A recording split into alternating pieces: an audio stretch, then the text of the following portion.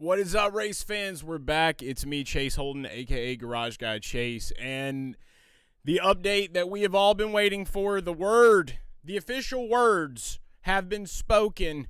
2311 Front Row Motorsports have officially won the preliminary injunction. NASCAR tries to fight back. Crazy attempt from NASCAR that we're going to discuss in this video to try to block and stall out 2311 and FRM from competing in 2025 with their charter and from purchasing charters from Stewart-Haas Racing, which, as of last year, are no more. Very interested to see what Tony Stewart is saying right now. I'll put it that way. But I just want to thank you before we get into this so much for watching this video. Please make sure you like, subscribe to this channel if you're a big fan of racing. You like racing news, updates, pretty much anything to do with racing, whether it's NASCAR or IndyCar. I'm going to have you covered here. I'm going to kick things off to give you the update, the official update on this case with a reel on Instagram that I put out earlier today. I got the latest on the NASCAR versus 2311 and FRM lawsuit. NASCAR now is hitting back saying that technically 2311 and FRM can't do anything because they didn't even sign the 2025 charter, and due to some language that was in the 2016 charter agreement that they signed. And the judge looked at them like they were idiots, honestly. A catch-22 is what it's called, which is basically borderline illegal practices, saying that no matter what you do, you can't win, essentially, is what NASCAR is trying to say by this. The funniest part is that they didn't even sign, 2311 or FRM didn't even sign the 2025 charter agreement, and NASCAR is trying to say that because they didn't do that, that technically they can't sue them at all, but inside it says you can't sue them. It blows my mind. NASCAR is just down bad is what's going on here. They're down real bad. So yeah, kind of sounds like something out of like a movie. The things that NASCAR, I guess, thinks that they can get away with is pretty alarming. Now, you know, this whole case is far from over, and I need to make that clear. But now where we are is a very good place for the teams of NASCAR, for the fans of NASCAR. This is really the beginning of potentially giving back the power to the race fans and the teams, and having less control. A lot more wiggle room is a good way to put it. We're going to jump over here to that tweet that I was commenting on from Matt Weaver. So, you know, I kind of gave you the breakdown on that video that I made earlier today, but just to read here, I mean, you know, he has some court documents here, and there were some other people that released some news, but the big one was this right here. Jeff Gluck, he put this out earlier today, and we're on his X page right now. There's a lot going on here. Kind of a beautiful X page. Here we go. All right, so this was it. The judge in the antitrust lawsuit has denied NASCAR's motion for a stay of the preliminary injunction and said NASCAR was making the same arguments it already made. In response to defendants' contention that the court erred in granting its limited injunction, the court refers to the full substance of its order in support of its decision and disagrees that the court's ruling is in error. RIP in peace is essentially what that is saying to NASCAR. Judge also says the SHR charter transfer to Front Row must go through, but 2311's request must be considered separately on its own merits because it wasn't included in the original filing, but said he'll look at it ASAP. So then this came out, and we love Jeff too, by the way. Jeff, one of the best reporters out there, right there with Bobby P. Jeff, one of them dogs out there on the Dirty Mo front with us. New statement from Jeffrey Kessler.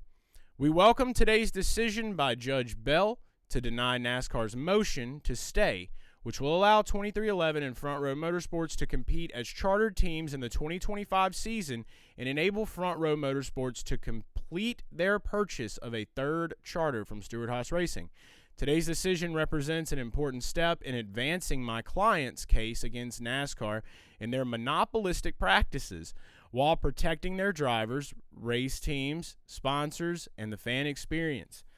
We are confident in the strength of our case and will continue this fight for more competitive and fair sport for everyone involved in the coming year. What's not to love? Jeffrey Kessler is cooking, baby. We love Big Kess. Big Kess is cooking for the people. And, that's really what this all boils down to, right? I mean, there's a lot you can speculate on.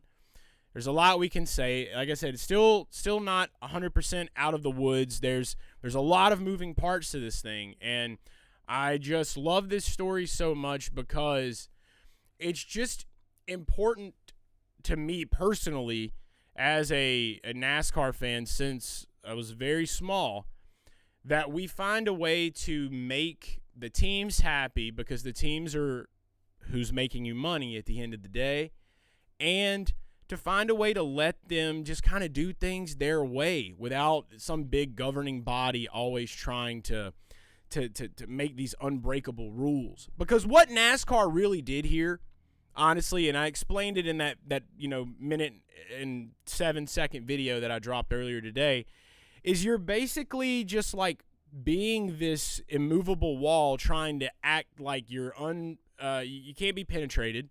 You can't, you won't move, and you're not going to beat them.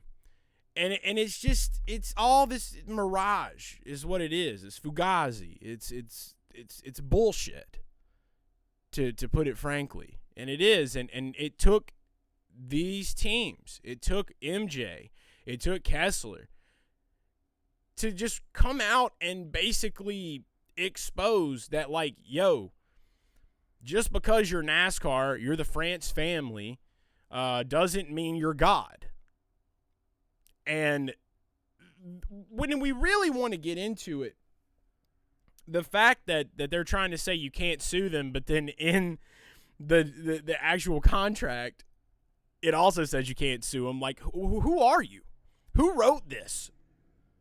Like, did you go to I don't know, Grammarly.com and purchase legal documents? Like, what this says to me is think back in the past. Think back to all of the teams, all of the scandals, all of the wrongs that were never righted. I think about Jeremy Mayfield as a big one. I feel like when the Mayfield thing happened, nobody wanted to fuck with NASCAR anymore. And so they just stopped. They just everybody just kind of assumed like, oh, it's a losing battle. It's a losing battle. You better not mess with them. Don't mess with them or everything will be gone. No, I don't care. And that's what I said in my last video. Like, we live in a time now where you can't just get away with that anymore. Like, you're not just going to bully somebody into a corner. Like, people can talk. People are smart. People have resources. And now you've got a guy like MJ that has the money. Like, you want to play those kind of games? We'll play those kind of games. We'll duke it out in court. We'll get there. But I think this is going to end up not just being a big dub for 2311 and FRM and the fans and everything else, but just a big dub for all the people that were wronged by the France family and NASCAR maybe in the past. And I don't know the France family personally, but at the same time, it's like, you can see greed pretty easy. It's not really hard to see. And when it comes to NASCAR and specifically, like, there's not a lot that's perfect in there. I'll tell you that. But who am I to judge at the end of the day, right? I mean, this is just as simple as you put it, one person's word against another's.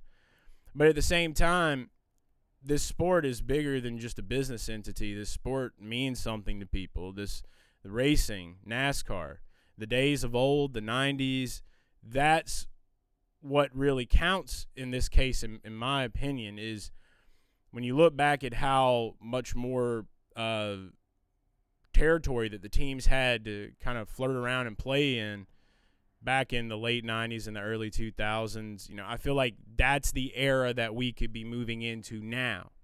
if all of this does completely go through. And I'm going to give you my opinion. I'm going to give you my speculation after doing a lot of research on this of what I think is next to come, and what will happen. I did mention on the last video that I think Joe Gibbs Racing is going to tail in on this, and after saying that, I have since then realized that Richard Childress Racing might also be another team that I could see diving in and joining the party for these unfair practices, because now that this has been done, it just sets the precedent, right? Like, it sets a precedent that says you can challenge NASCAR again, that they're not God. They're just a family that runs an organization that a lot of people know and love, and they're not going to really be able to bully you that much anymore. So it's been a really exciting day, to say the least. Now, I think that what this will mean for the future is, obviously, they got this appeal case coming up on the 8th. I don't see a world where they win that appeal at this point. I really don't, and I don't think that I'm the only person out here that would say that. I think there's a lot of very smart people way smarter than myself, that would agree with me on that. I don't think they're going to win this appeal. The public is too exposed to what's happening right now, so that helps. Public interest is a big deal. And then aside from that, after that's done, that's when the floodgates are going to open. And there's really no telling what we could see, but what I do think we will see, like I said before, I think we'll see, we could easily see Joe Gibbs tack on and Richard Childress Racing. They were the two teams that were most recently, can be argued, wronged by NASCAR. With RCR, that one's a little bit different, I guess, after Richmond, if you don't remember. Shout out to 83. But and then Joe Gibbs with the whole Chris Bell thing in Martinsville. I'll never forget seeing that video, I think that Matt Weaver dropped, where he was basically saying, that Joe Gibbs tried to talk to NASCAR. They said, we can't do nothing. We can't do nothing. They signed that agreement. That's all you need to hear. Joe Gibbs signed the agreement. They signed the charter agreement. Can't do shit. You can do shit now.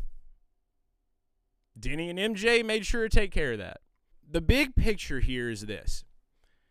Aside from what team is going to be jumping on this lawsuit next, if any teams do, the long-term beauty of all of it is that this is more than likely going to reshape everything about NASCAR and their charter agreement and how things work and flow. This has the potential to really allow the teams to get together, allow some of the biggest names in NASCAR from past and present to kind of put their heads together and figure out the best way to move forward. And when you really want to get into it at the end of the day, there are a lot of retired drivers from the Winston Cup era, the Nextel era, the Sprint Cup era. Those guys, they've been a little more outspoken lately. And I think that having them being a part of figuring out how to move things forward better is a great first step for NASCAR. I do think that it will help to really put the interest where it needs to be for NASCAR and for the fans. And it just makes the most sense to me to just kind of revert back to the broad way of how things were late 90s, early 2000s. And it just feels good. There's really nothing more I can say on this video. It just feels really good. Today is a huge victory. And I know I said that on the last video, but it's after today, it kind of almost makes the legal team at NASCAR, like someone's going to get fired. Someone's got to get fired, right? I mean, has it always been this easy? I don't know. How many people that didn't challenge NASCAR in the past, were kicking themselves because of how this was pushed along? I don't know if many of them were kicking themselves. Hopefully everybody's come to grips with everything at this point, but I think the biggest thing is I hope they smiled today. And I hope that they have a lot of hope and faith for the future of NASCAR racing, because I know that I deserve to live in a world where it is as badass as it can possibly be, and every other race fan out here deserves that as well. I'm Chase Holden. Thanks so much for watching this video. Don't forget to hit that subscribe button, like, and drop a comment and let me know your thoughts. Let me know your celebratory words. Let me know your questions. What are you speculating? I always do the best I can to help you guys. And be sure to check me out on all social medias. It's pretty easy to find, at Garage Guy Chase, everywhere. Much love. Happy holidays. And I'll see you guys here again very soon.